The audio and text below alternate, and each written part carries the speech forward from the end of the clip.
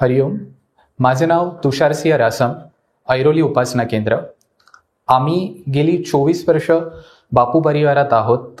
बापूंनी आजपर्यंत असंख्य अनुभव दिले आहेत.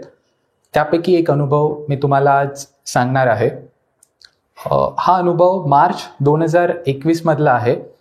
बापू जसे त्यांच्या भक्तावरती प्रेम करतात तसं भक्ताशी निगडीत असलेल्या प्रत्येक वस्तूवरती पण बापू तितकंच प्रेम करतात. याचा हा अनुभव आहे. आमच्या सोसायटीमध्ये पार्किंगची समस्या असल्यामुळे एकाच वेळेस 15 गाड्या लागू शकतात इतकीच जागा आहे. तर आमच्या सोसायटीने असा नियम काढलाय की 14 दिवस गाडी सोसायटीच्या आतमध्ये आणि 7 दिवस गाडी सोसायटीच्या बाहेर, असा आमचा एक शेड्यूल असतो. तर त्यावेळेस माझी गाडी सोसायटीच्या बाहेर पार्क होती, म्हणजे ॲज पर शेड्यूल. तर मी गाडी रविवारी पार्क केली. मला गाडी पार्क करताना एक गोष्ट लक्षात आली नाही की मी जिथे गाडी पार्क केलेली तिथे नुकतंच रस्त्याचं काम झालेलं आणि माझ्या गाडीच्या पुढे एक इलेक्ट्रिकल डिस्ट्रीब्युशन पॅनल असतो, तो पॅनल तिथे होता, जो रेड कलरचा बॉक्स असतो तो वाला बॉक्स. आणि त्या बॉक्सला एक फायबर केबल कनेक्ट होत होती आणि जी रस्त्याची काम झाल्यामुळे, जे रस्त्याचं काम झालेलं त्याच्यामुळे ती फायबर केबल रस्त्यातून अशी बाहेर आली होती. मला ती गाडी पार्क करताना ती गोष्ट लक्षात आली नाही. मी तो दिवसही निघून गेला, रविवार होता तो. मग सोमवारी पहाटे 5च्या दरम्यान, 5-5:30च्या दरम्यान आमच्या सोसायटीचा सिक्युरिटी गार्ड धावत आमच्या घरी आला आणि तो जोरजोरात दरवाजा वाजवत होता. मग झालं असं, मी पटकन दरवाजा ओपन केला आणि त्याच दरम्यान सोसायटीची लाईट पण गेली होती. मी दरवाजा ओपन केला. दरवाजा ओपन केल्यावरती तो फक्त इतकंच बोलला की खाली आग लागली आहे, चावी घेऊन खाली या. तर मी तसाच गाडीची चावी घेतली, खाली गेलो. खाली जाऊन बघितलं तर रेडी 10-15 माणसं रस्त्यावर उभी होती. प्रत्येक जण माझ्या गाडीच्या आजूबाजूला होता आणि मी गाडी ज्यावेळेस पहिल्यांदा बघितली त्यावेळेस माझी गाडी आपलं जे डिक्कीचा भाग असतो, जिथे डिक्की आपली लॉक होते गाडीची, तर त्या डिक्कीचा भाग जळत होता. तर मला पहिल्यांदा समजलंच नाही मी करायचं काय या सिच्युएशनमध्ये.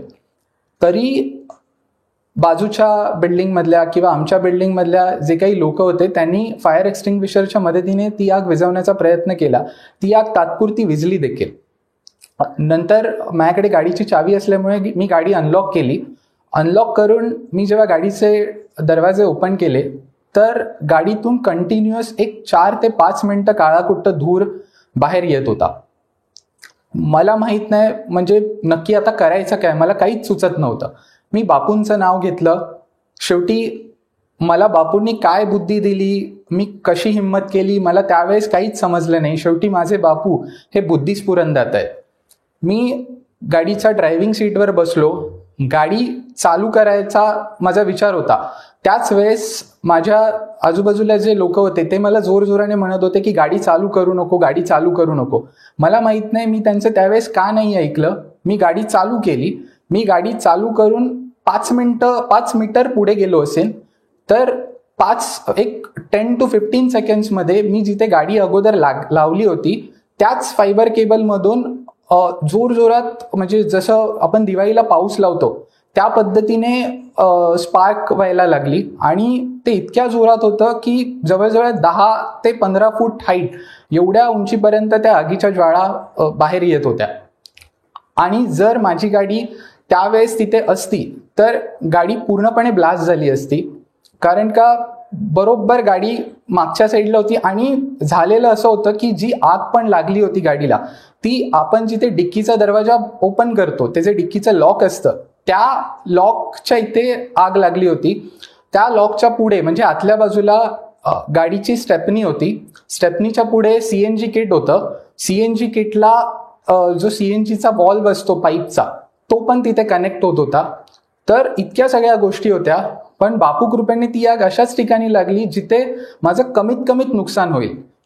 तर आणि बापूंनी मला बुद्धी दिली आणि म्हणून मी ती गाडी तिथून त्यावेळेस काढू शकलो. जे सामर्थ्य द्यायचं होतं ते मला बापूंनी दिलं. शेवटी माझे बापू हे मनसामर्थ्यदाता आहेत आणि बापूंनीच मला ती बुद्धी देऊन ती गाडी त्या ठिकाणावरून एक 5 ते 10 मीटर पुढे मी घेऊन गेलो. मग नंतर ज्या काही लिगल प्रोसिजर होत्या त्या मी कंप्लीट केल्या. फायर ब्रिगेडवाले आले, पोलिसांना इन्फॉर्म केलं आणि नंतर मी गाडी सर्व्हिस सेंटरला घेऊन गेलो. ज्यावेळेस मी सर्व्हिस सेंटरला पोचलो, कसं झालेलं त्यावेळेस रस्त्यावरती बरीच मंडळी होती, तर त्यांनी व्हिडिओज वगैरे शूट करून ठेवले होते, फोटोज काढलेले.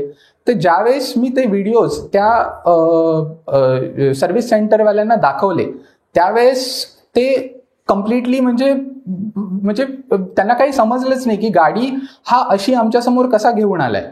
मी त्यांना फक्त इतकंच म्हणालो की हे माझ्या बापूंमुळे शक्य झालं. आणि त्यांनी नंतरला आम्हाला हेही सांगितलं की जिथे CNG किट आहे त्याच्याच खाली पेट्रोलची टाकी पण आहे. जर ती हीट होऊन तिला काय झालं असतं तर पूर्ण गाडी ब्लास्ट झाली असती.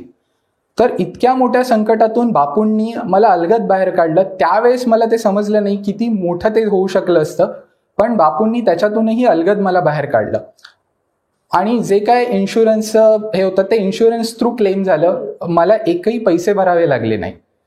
मग मी त्यावेळेस सुचितदादांना डॉक्टर लीलमवीरां थ्रू कळवलं. मग दादांनी मला दत्ततारक आराधना करायला सांगितलेल्या, त्या मी बुक केल्या. मग हे सगळं करून मी ज्यावेळेस घरी आलो त्यावेळेस बिल्डिंगमधला जो सिक्युरिटी गार्ड जो सकाळी धावत आला होता त्याने मला एक गोष्ट सांगितली की त्याच दरम्यान सकाळी 10:30-11च्या सुमारास एक डिलिव्हरी बॉय आमच्या बिल्डिंगमध्ये आला होता. तर त्यांनी आमच्या सिक्युरिटी गार्डला विचारलं की इथे पण एक इन्सिडेंट झाला, तर त्याचं काय झालं, ती गाडी तर वाचलीच नसेल ना. तर तो म्हणाला की नाही, गाडी फक्त पाठच्या भागाला आग लागली, बाकी गाडी व्यवस्थित आहे. तर त्यांनी असं सांगितलं आमच्या बाजूच्याच सेक्टरमध्ये त्याच दिवशी एका गाडीच्या बरोबर म्हणजे एक गाडी अशीच जळालेली, अशीच एका गाडीने पेट घेतलेला त्या फायबर केबलमुळे आणि ती गाडी पूर्णपणे जळून राख झाली. बापू त्यांच्या प्रत्येक भक्तासाठी धावतच असतात, सदैव धावत असतात. सो शेवटी मला अनुभवाची सांगता करताना पिपासा 5 मधल्या अभंगामधल्या 4 लाईन्स आठवत आहेत. आकाशाची करी तू पृथ्वी, अग्निसी करी जल, पिसा जाणतो सर्व अशक्य तुझ्या हातीचा मल. हरिओम श्रीराम अंबज्ञ. नाथ संवित नाथ संवित नाथ संवित.